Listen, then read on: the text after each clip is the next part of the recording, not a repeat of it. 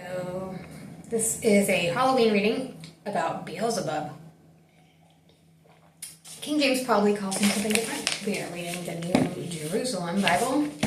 We are in 2 Kings 1.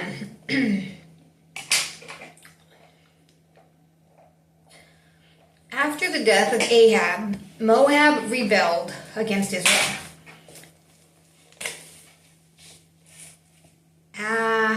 Ahaziah had fallen from the balcony of the upper room in Samaria and was lying ill. So he sent messengers saying to them, "Go consult Beelzebub, the god of Ekron, and ask whether I'm going to recover from this illness."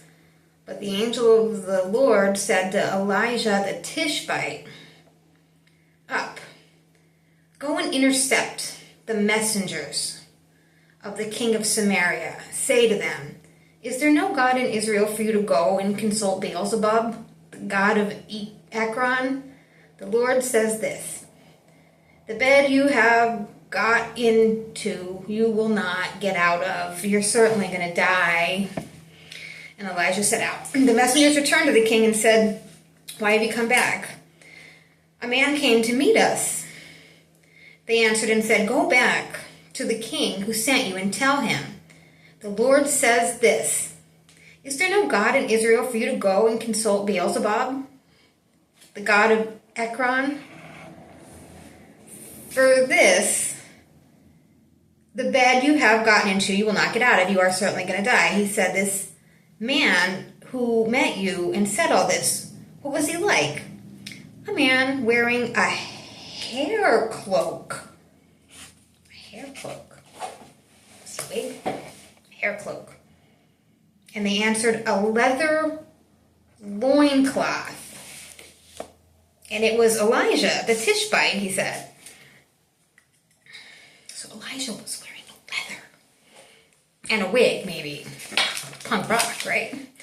As he sent, I'm going to tell you what that is. It's 2 Kings 1:8, if you want to check it out, what it says in Cajun. Okay, he sent the captain of 50 soldiers to his contingent.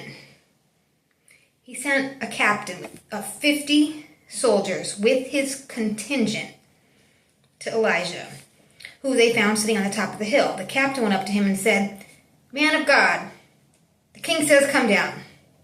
Elijah answered the captain, "If I am a man of God, let fire come down from heaven and destroy both of you and your 50 men. And then fire came down from heaven and destroyed him and his 50 men. The king sent a second captain of 50 to him, again with 50 men. And he too went up and said, "Man of God, this is the king's order. Come down at once." Elijah answered them, "If I am a man of God, let fire come down from heaven and destroy both of you and your 50 men." And the fire came down from heaven and destroyed him and his 50 men. Then the king sent a third captain of 50 to him with another 50 men. The third captain of 50 came up to Elijah, fell on his knees before him, and pleaded with him. "Man of God," he said, "let my life and the lives of these 50 servants of yours have some value in your eyes. Fire has fallen from heaven and destroyed 2 captains of 50, but let my life have some value now in your eyes." The angel of the Lord said to Elijah, "Go down with him, don't be afraid of him." He rose and accompanied him down to the king and said to him, "The Lord says this, since you sent messengers to consult Beelzebub, the god of Ekron, the bed you have gotten into, you're not going to get out of. You're certainly going to die."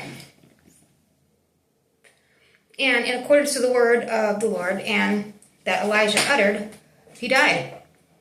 And since no son, his brother Jehoram succeeded him.